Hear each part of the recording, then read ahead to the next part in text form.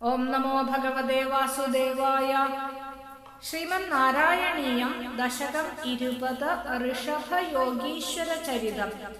പ്രിയവ്രതസ്യ പ്രിയപുത്രഭൂതാദാഗ്നീന്ദ്രരാജാദുദിതോ he നാഭിഃ ത്വാം ദൃഷ്ടവാനിഷ്ടദമിഷ്ടിമധ്യേ തവൈവ തുഷ്ട്യൈ കൃതയജ്ഞകർമാ അഭിഷ്ടുതസ്തത്ര മുനീശ്വരൈസ്ത്വം രാജ്ഞസ്വതുല്യാം സുതമർഥ്യമാനഃ സ്വയം ജനിഷ്യേഹമിതി ബ്രുവാണസ്ഥിരോ ദധാ ബർഹിഷി വിശ്വമൂർത്തേ നാഭിപ്രിയായാമഥ മേരുദേവ്യാം ത്വമംശതോ ഭൂർഷഭാഭിധാനഃ അലോകസാമാന്യഗുണപ്രഭാവപ്രഭാവിതാശേഷജനപ്രമോദഃ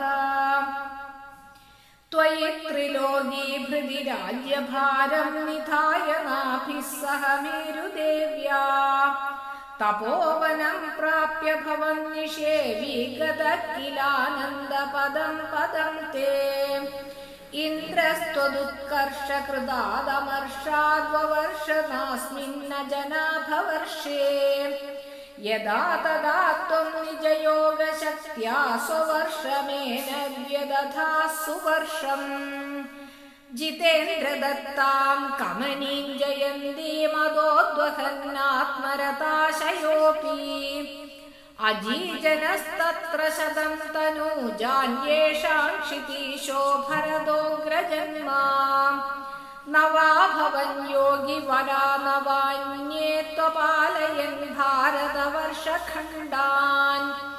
സൈകാത്വശീതിസ്തവ ശേഷപുത്രാസ്തപോബലാദ് ഭൂസുരഭൂയമീയുഃ ഉക്ത്വാ സുദേഭ്യോऽഥ മുനീന്ദ്രമധ്യേ വിരക്തിഭക്ത്യന്വിതമുക്തിമാർഗം സ്വയം ഗതഃ പാരമഹംസ്യ വൃത്തിമദാ അഥാ ജഡോന്മത്തപിശാചചര്യാം പരാത്മഭൂതോപി പരോപദേശം കുർവൻ ഭവാൻ സർവനിരസ്യമാനഃ വികാരഹീനോ വിചചാര കൃത്സ്നാം മഹീമഹീനാത്മരസാഭിലീനഃ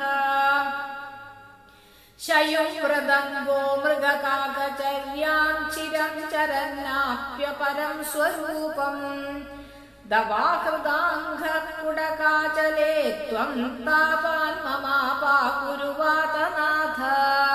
സർവത്ര ഗോവിന്ദനാമ സങ്കീർത്തനം. ഗോവിന്ദ ഗോവിന്ദ.